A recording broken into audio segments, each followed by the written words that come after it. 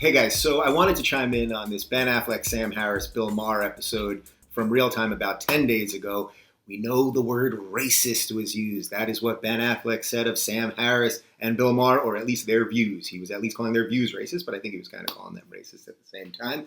And I wanted to chime in on this because I think the media fallout, both in the mainstream media and online media, has been really terrible. It's been a lot of selectively editing clips and manipulating the quotes and really implying things that were said that weren't quite said. I also think when you throw the word racist out there, as it was thrown out so quickly in this clip, that then it really just destroys any honest conversation, and really it just makes a whole big freaking mess. So I want to make 3 quick points, and then we're going to show the entire thing, and I'm going to chime in. And I know that could be 10 or 12 minutes of internet time, which is a lot, but I think we can do it. But I want to make 3 quick points just at the top. So number 1, normally on Real Time, when they do this, when the guest comes in, which is where Sam came in and sat on the same side of the table as Bill, it's really for a one-on-one. And occasionally the people on the panel, which is the previous segment where they all go back and forth, occasionally they'll chime in, maybe ask a question or comment or something. But that's not what happened here. Ben Affleck immediately attacked. So I do think there was some premeditated something or other on behalf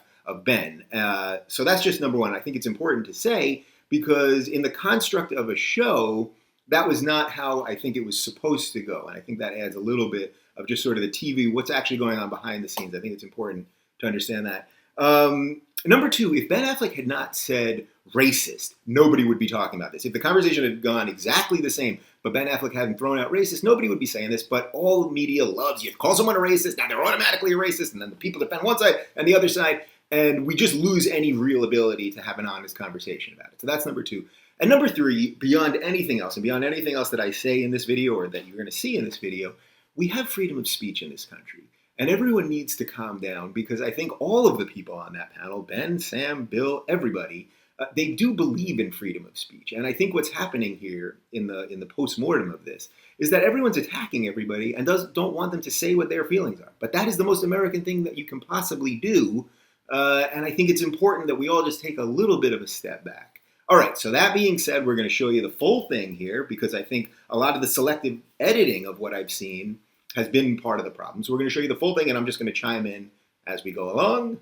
Here's Real Time. Here we go. So the other thing we want to talk about, of course, is that you and I have been trying to make the case, I think, I have anyway, that liberals need to stand up for liberal principles. This is what I said on last week's show. Obviously, I got a lot of hate for it. But all I'm saying is that liberal principles like freedom of speech, freedom to practice any religion you want without fear of violence, freedom to leave a religion, equality for women, equality for minorities, including homosexuals. These are liberal principles that liberals applaud for, but then when you say in the Muslim world this is what's lacking, then they get upset. Yeah. Well, liberals have really failed on the topic of theocracy. They'll criticize white theocracy, they'll criticize Christians, they'll still get agitated over the abortion clinic bombing that happened in 1984.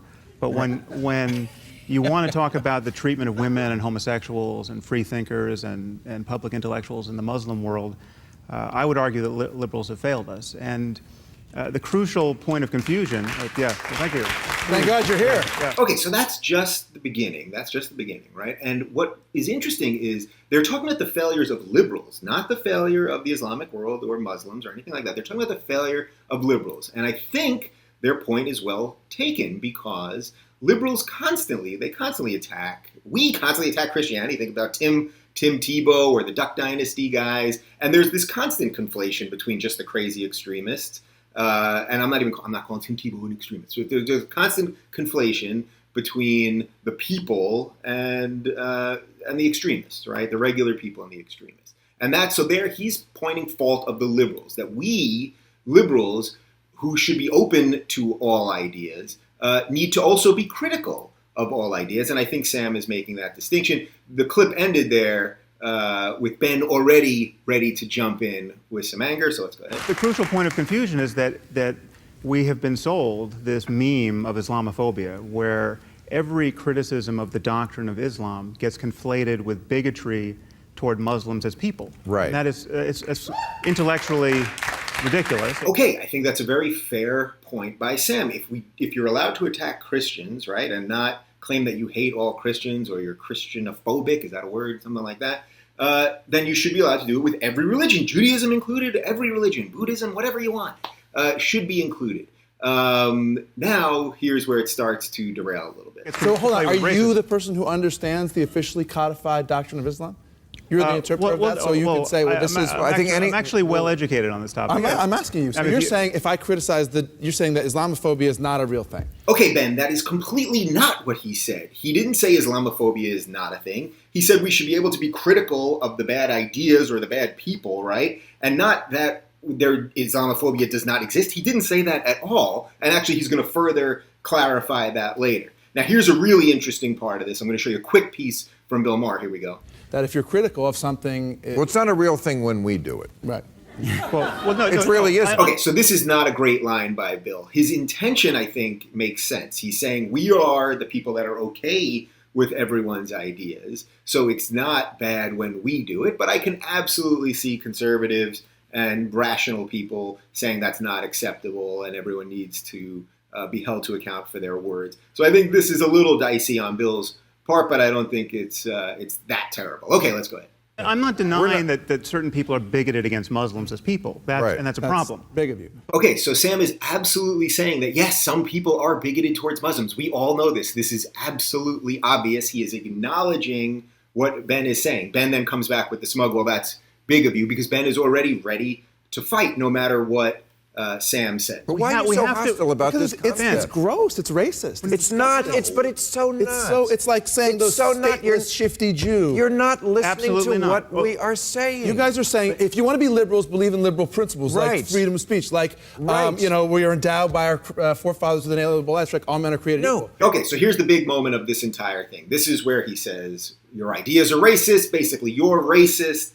And then Bill is saying, no, you're not listening to us. We are making the distinction between most people and the extremists. I think that is extremely clear. Ben just keeps taking this idea that he wants to believe that they're saying and keep pushing the idea. Okay, so let's continue. Ben, we have to be able to criticize bad ideas. And of course we do. No liberal doesn't want to criticize bad ideas. But Islam at this moment is the motherlode of bad ideas. Jeez. Okay, so this is kind of a bad line by Sam. Now, he makes a distinction of saying right now when he's saying Islam is the motherlode of bad ideas. But yes, absolutely. All the books have crazy stuff in them. Old Testament, New Testament, Quran, everything does. He's saying that right now, I think what he's trying to say is that right now, the Quran has more ideas that are being pushed by bad people.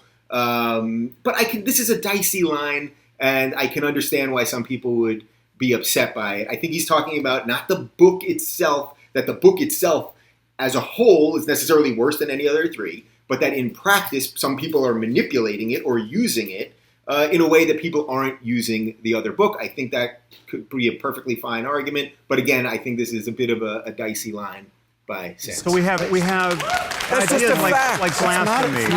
It's an ugly thing. Apostasy. It is one basic liberal let me principle unpack is it. tolerance. Let me unpack it. But not for intolerance. No, of course not. But Okay, Bill makes a great point here. Yes, we should be tolerant, but not for intolerance, right? Bill and Sam repeatedly have said right now that it is not all Muslims. They keep saying that. I don't know how much more they can say it. the picture you're painting is to some extent true, but is hugely incomplete. It is certainly true that plenty of fanatics and jihadis are Muslim, but the people who are standing up to them, Malala, incredible Malala's Muhammad Ali fantastic, yes. Dadak in Iran, in prison for 9 years for speaking up for Christians. A friend that I had in Pakistan who was shot this year, Rashid Rahman, for defending people accused of apostasy. All right, good point by Nick Kristof. There is a lot of good people out there. We probably should be paying more attention to them. And I don't think that's against anything that either Bill or Sam have said so far. Nick, Or how about the more than a billion people who aren't fanatical, who don't punch women, who just want to go to the store, wait a second. sandwiches, Wait a pray second. 5 times a day, Wait and a don't do second. any of the things, but you're saying all Muslims. Okay, Wait a second. wait. Stereotyping. I'm not saying all Wait a Muslims You bad second. things, and you painting the whole group religion with that. No, Ben, that's exactly not what they said. They aren't taking the broad brush. They are making the distinction between most people and the extremists. I don't know how many times they can possibly say it, although they're going to keep saying it. Let's get down to who has the right answer here. 1 billion people, you say. All these billion people don't hold any of these... 1.5 or something. Don't hold these pernicious beliefs? No, I would. no, they don't. That's just not true, Ben. That's just not true. Can I just express how I think it breaks down in terms of beliefs? The idea... You haven't even defined them. You're trying to say that these few people, that's all the problem is, these few bad apples. The idea that someone should be killed if they leave the That's Islamic... horrible. That should... Wait. That is Wait, you're center of saying the that the fairway idea that Islam. someone should be killed if they leave the Islamic religion is just a few bad apples? The people who would actually believe and enact that you murder somebody if they leave Islam is not the majority of Muslims at all. Okay. Again, Ben, that is not what they said. They did not say the majority of Muslims believe that you should kill people for leaving the religion. That's precisely the opposite of what they said. Let me break this down for you. Okay, we have, as you say, we have 1.5, 1.6 billion Muslims. Now, second biggest religion in the world, a quarter. Well, Ben, let me unpack this. Let me unpack this for you. Please do. We have luggage has been sitting there packed just up. imagine some concentric circles here. You have at the center, you have jihadists. These are people who wake up in the morning wanting to kill apostates, wanting to die trying. They believe in paradise. They Horrible, bad believe people in martyrdom. Outside of them, we have Islamists. These are people who are just as convinced of martyrdom and paradise and wanting to foist their religion on the rest of humanity, but they want to work within the system. They're not going to blow themselves up on a bus. They want to change governments. They want to use democracy against itself. Those two circles arguably are 20% of the Muslim world. Okay, this is not the fringe of the fringe. What are you basing that research on? A bunch of poll results that we can talk about. Okay, I don't know the polls that Sam is referring to on the 20%, but he strikes me as an honest person, and I bet you he'd be willing to post those polls. So I think we have to at least go with that, since Ben is just yelling things at this point. I think we have to at least believe the basic idea of what Sam's saying. I can't swear to the polls because I haven't seen them. 78% of British Muslims think that the Danish cartoonist should have been prosecuted. 78%. So I'm being conservative when I roll this back to 20%. But outside of that circle, you have conservative Muslims who can honestly look at ISIS and say that does not represent us, that we're horrified by that, but they hold views about human rights and about women, about homosexuals that are deeply troubling. So these are not Islamists, they're not jihadists, but they those views are anathema to ours. But they also keep women and homosexuals immiserated in these cultures, and we have to empower the true reformers in the Muslim world to change it. Okay, I think this is a great line by Sam. He's making the distinction that Ben keeps asking for between the extremists and the average person, and he's saying we have to empower moderates. This is what liberals and people on the left say all the time, and we have to empower the people who believe in all the things such as equal rights for gay people and minorities and women. These are the people that we have to empower. I'm pretty sure everybody agrees on it. And lying about the link between doctrine and behavior is not going to do that. But the Great Divide... The Great Divide is not between Islam and the rest. It's rather between the fundamentalists and the moderates in each faith. Okay, but we're misled to think that the fundamentalists are the fringe. Okay, we have jihadists, Islamists, and conservatives. Well, and by the way, it depends hundreds of millions of people fit that description. You're saying that the strongest voices are coming from those who are jihadists and extremists, and that represents a bigger piece of the pie than we often think is true. There's no question. Okay, so having said that, and even if that is true statistically or otherwise, the key thing to recognize that I don't think is part of the argument, but I think should be, is that there are voices that are oftentimes raised in opposition to these jihadists and to these extreme acts. But guess what? They don't get covered.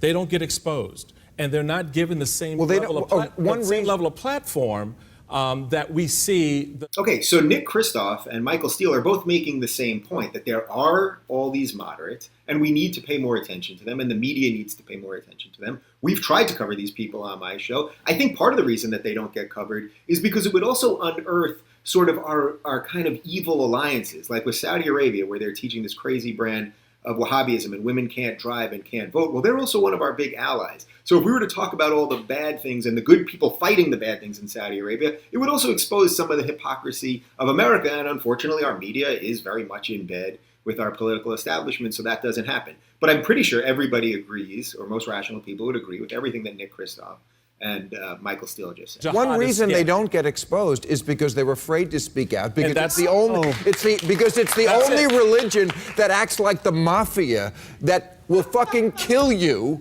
if you say the wrong thing, draw the wrong picture, or write the wrong book.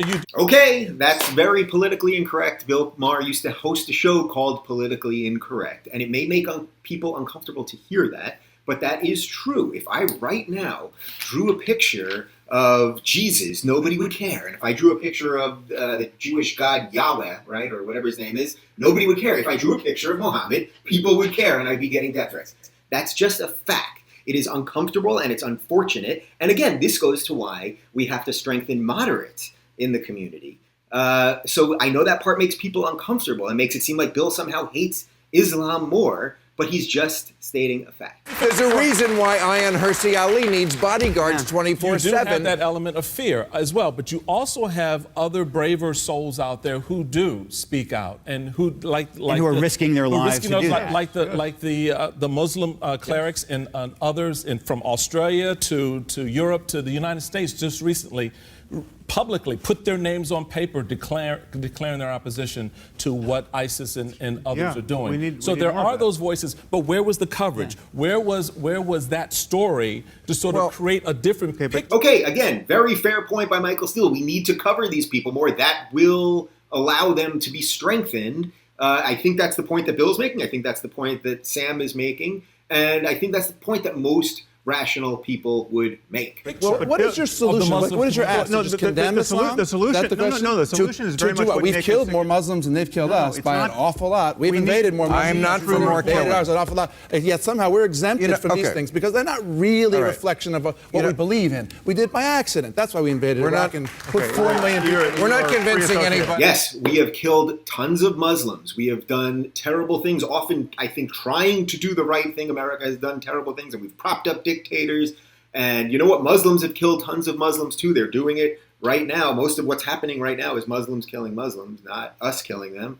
Also, we're sort of helping the regimes that are in place try to stay in power. So yes, that's an extremely complicated geopolitical conversation, but that's sort of a separate issue than what we're talking about here. It's not specifically telling you that I disagree with what you think. I know, and we're obviously not convincing anybody of you. You don't understand my argument. Your argument is like, black people, they show each other. That is not my argument. No, it's not. It's based on facts. I can show you a Pew poll of Egyptians. They are not outliers in the Muslim world that say like 90% of them believe death is the appropriate response to leaving the religion. If 90% of Brazilians thought that death was the appropriate response to leaving Catholicism, you would think it was a bigger deal. Okay, Bill totally put Ben in his place right there. He wasn't saying, black people, it's all the same. He was absolutely, this entire video has been about making that distinction. Now, you can argue whether they're being fair in making that distinction, but that's what this whole thing has been about.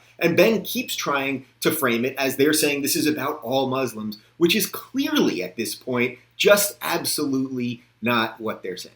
I would think it's a big deal no matter what. Okay, but that's the fact. You don't. But what I wouldn't do is say it's all Brazilians, or I wouldn't say, well, Ted Bundy did this. Goddamn, these gays, they're all trying to eat each other. Again, Ben, I don't think you're listening because that is 100% not what they've said repeatedly. Let me just give you what you want. There are hundreds of millions of Muslims who are nominal Muslims, who don't take the faith seriously, who don't want to kill apostates, who are horrified by ISIS, and we need to defend these people, prop them up, and let them reform. Dude, you're talking, ISIS couldn't fill a AA ballpark in Charleston, West Virginia, and you were making a career out of ISIS.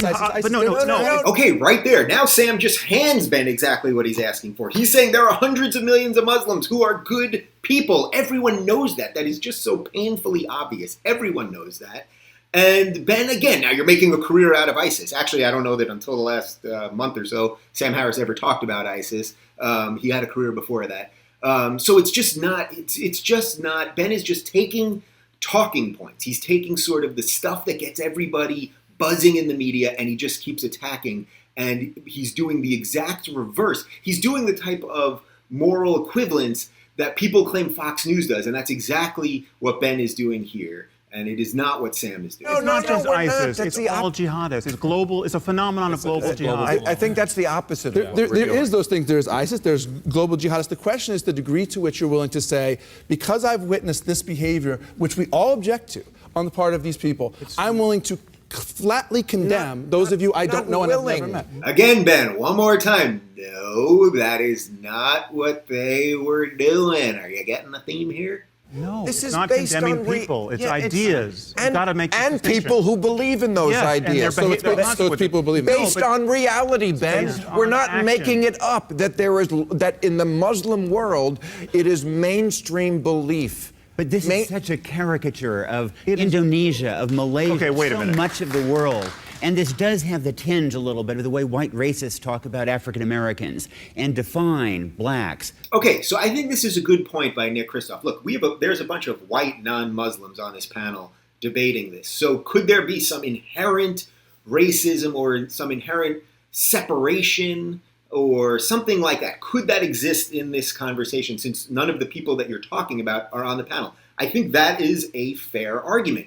Often on my show, we book sometimes a couple weeks before. So occasionally we've done a Ferguson segment, let's say, and I didn't have a black person on, and people get angry at me, but I book way in advance. I don't know how they booked the show. I don't know that Bill intended this to become some giant conversation. I think originally it was really supposed to be more so about Sam Harris's book and that kind of thing. So this sort of changed. But I think Nick is making a fair point generally that you have people that this isn't really fully about. Bill's trying to make this about the liberals and how liberals should act. But when they're talking all about Muslims and then you don't have a Muslim on the panel, I think that is a fair point. By What you're saying is black because criminals, they which are a are not minority, we representative. shouldn't criticize. Not that much of a minority. It's the second biggest religion in the world. Exactly, but you're treating them like a minority. I mean, if Filipinos were capturing teenagers and sending them into white slavery, we would criticize that. We wouldn't say, You well, they're criticize the Filipinos. people who are doing it, not the Philippines. You know what I mean? Well, what if the people As a who are... Filipino kid lives down the street from you, it would have nothing to do with that. So these are different things. Crazy Racial people. stereotyping. I think All it right. goes. To Let's talk. We mentioned ISIS. Let's talk about that. Okay, so that was the entire segment. It ends again with Ben making a comparison that is completely not the comparison that they were making. Okay, so I just want to add a couple things on to the end of this. Look, again, first off, had the word racist not been used, people would have talked about this for a day or two, and then that would have been it. When Ben immediately throws the word racist in a segment that I don't know that he was even supposed to really be part of, that's what gets the media crazy. And then that's what gets the team and the group think on both sides going and everybody attacking each other. So I think you can have an honest discussion. Listen, I get Ben's bigger point. I get his bigger point. But immediately attacking them as racists and saying that their views are not valid is not fair, and that's not what they were doing to him. I think the part that's hitting me more about this is what Bill is saying, that liberals are not supposed to be tolerant of intolerance. We have to stand up for liberal principles, and I absolutely believe that. And yes, that doesn't not acknowledge that we've done bad things. Somehow people are trying to paint this like Bill is somehow now a neocon who wants to tell the whole world what to do. He is, first off, did you see Religulous? He hates all religions. He took the big three down pretty equally in his documentary Religulous, so he's done that. He also talks all the time about how we have such a bloated military, and why do we have 30,000 troops in Germany, and why are we in all these places? And I think he's more of a libertarian at heart, more of a Rand Paul, almost an isolationist, than somehow that Bill is a racist who wants American foreign policy to be dictated by Christian principles across the world. So I think that's just nuts. The other part of this is, listen, I'm not Muslim.